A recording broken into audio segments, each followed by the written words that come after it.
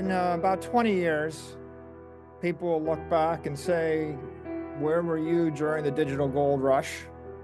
And if you recognized it and you did something about it, you'll be rich. And if you recognized it and talked about it, you'll have good stories.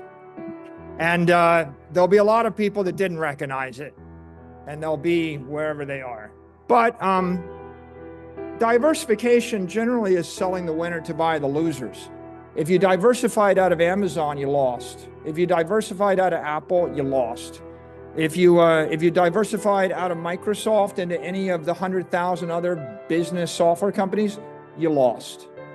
And why is that? Because in the modern era, if you can establish a digital network which goes to 1 billion people, it's got such a crushing economic advantage that it's unlikely that anybody else is going to be able to catch up with it. And Microsoft is proving that today, so many years after it was founded. Now the question is, what's the solution? Is Bitcoin the solution? Well, the last 4 years, Bitcoin's performance is 46%. It's totally crushing every other asset class and every other idea. And it's definitely beating the rate of monetary inflation. This is a chart put up by Bitwise yesterday. This is the last 14 years of Bitcoin. As you can see, the top performing assets, the top of the chart, Bitcoin is winning the Investor Super Bowl 11 out of the last 14 years. We think that Bitcoin is the first perfect money. We think Bitcoin is paradigm shift. We think Bitcoin is the singularity where science collides with economics. We think you have to rethink economics. You have to rethink capital. You have to rethink money. You have to rethink business. You have to rethink corporate finance. That's what we think. And that's why we're winning. We think there's a fundamental technology shift here. There's a fundamental paradigm shift here. And we think we're going to keep winning. We think Bitcoin is digital gold. We think it has all of the virtues of sound money, none of the vices of physical gold, which was that barbaric relic. There's a lot of problems with gold. We think that Satoshi got rid of, engineered out all of the problems and just kept the good stuff. And if you ignored something that's won 11 of the last 14 years, either you didn't know about it, or maybe you thought one of these concerns was enough to keep you out of the asset. In my experience, everyone is against Bitcoin before they're for Bitcoin, including me. In my journey from skeptic to believer, this is my public utterance on December 18th, 2013. Bitcoin's days are numbered. It's just a matter of time before it suffers the same fate as online gambling. Government's gonna ban it. This is what by the way, that's what I thought when Bitcoin was about $100 a share, or $100 a Bitcoin. When Bitcoin was $10,000 a Bitcoin, 100x later, this is what I thought. Oh my God, I have seen the light. Bitcoin is going to change the world. It's unstoppable. It's growing exponentially smarter, faster, and stronger. Now, this is the Bitcoin journey. And everybody goes through this journey. You're born a denier. It's tulip bulbs. It's a scam. This is the Peter Schiff. You're born a Peter Schiff. Maybe you stay a Peter Schiff. 1 hour is enough to be a skeptic. After 1 hour, you've learned just enough to hurt yourself. In 10 hours, you think, well, maybe it's an asset. I think I'll trade it. I'm going to buy it cheap and sell it when it's expensive.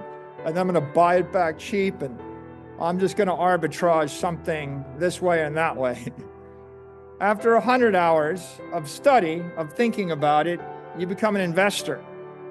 This is a digital monetary network. This is like Google for money.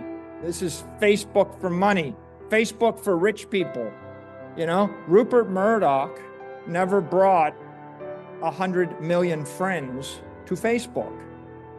When Rupert Murdoch buys into Bitcoin, the billionaire brings billions with them, right? The trading idea is not that complicated, and the investor idea is It's the next big tech network. It's a digital monopoly for money. After about 1,000 hours, you become a maximalist. And a maximalist is, this is an ethical imperative. The world's a better place with this, right? The money's broken. The world is broken. Billions of people are suffering. Fix the money, fix the world. That is the Bitcoin journey. Now, depression. It's 100 hours to an investor. I only have 41 minutes left. Welcome to the 1-hour Bitcoin investor crash course. So let's start with some basic principles. What is Bitcoin?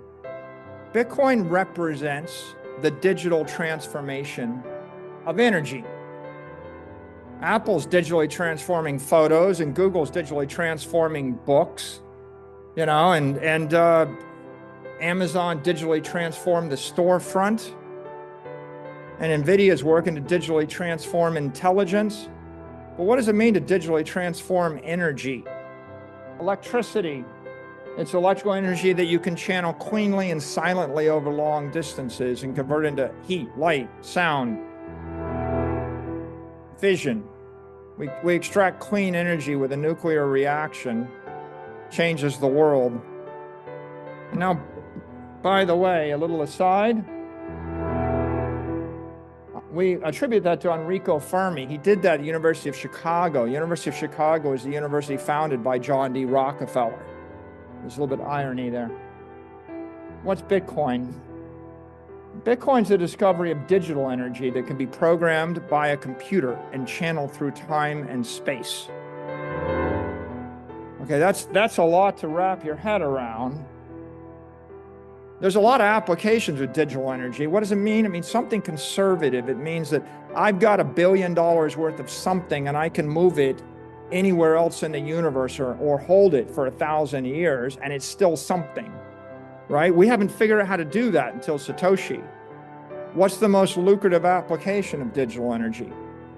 It's the digital transformation of capital. If you're a wealthy person, if you're a middle-class person, if you're a working-class person and you need a savings account anywhere on earth and you have a mobile phone, you're going to want a Bitcoin. And that's what Bitcoin represents here. It's superior to foreign debt, equity, real estate, currency as a capital asset. This is difficult for someone in Manhattan to grasp. You live in the greatest city in the world, right? And presumably the most secure city in the most secure economic network in the most powerful country that's ever existed, right?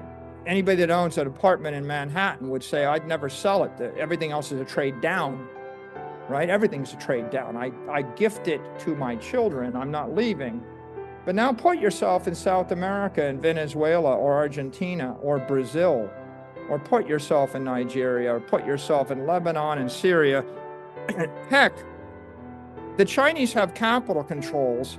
You can only take $50,000 out of China every year. Why do you think that is? Because everybody wants to take their capital out of China. The Chinese currency would collapse if they actually eliminate the capital controls.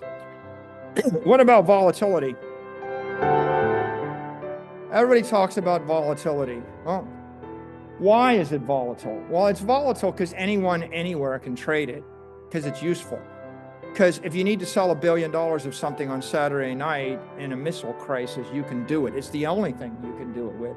It's volatile because there's no limitations, because there's thousands of active exchanges, because it's not supported well in the traditional banking system. It's volatile because it trades 8,760 hours a year, 5x the traditional market. It's volatile because you can bypass the exchanges, and it's volatile because it's cross-collateralized every other kind of crypto. That's why it's volatile.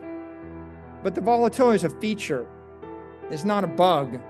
And this is a very important idea, right? We live in a world where most corporations think capital is toxic and volatility is a bug, and they try to eliminate volatility and they give away their capital.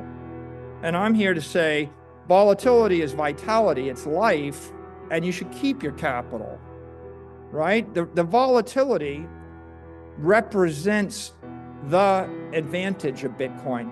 For investors, it's going to drive superior returns over the long term. For traders, it gives you a superior yield in the near term.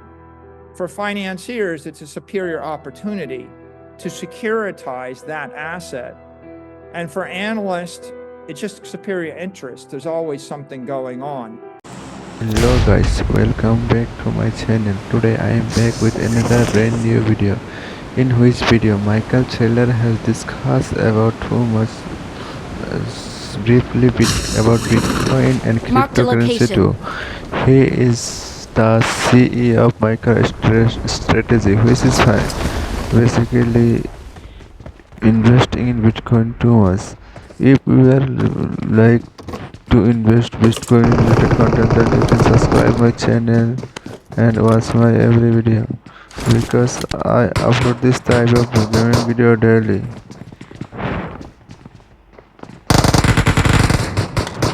Help!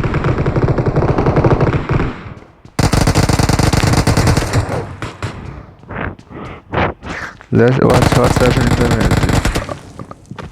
Enemies are giving too much damage to me. It's safe here! Save me! Got it! I think I will be finished very soon, because too much enemy has already landed here. It's safe here! Got it! Save me! To location. It's safe here! Save me! Got it!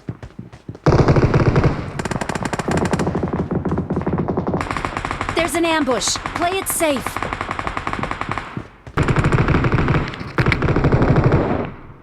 There is too much enemy has landed. I have revive on guard. Help! Number 3 is very bad guy. I was revive him, but he without revive me he is going out. I hate this type of guys. He should revive me, but luckily he's not. Okay guys, if you like this type of content, please subscribe my channel. I will be back with another very new video with related content. Thank you guys for watching.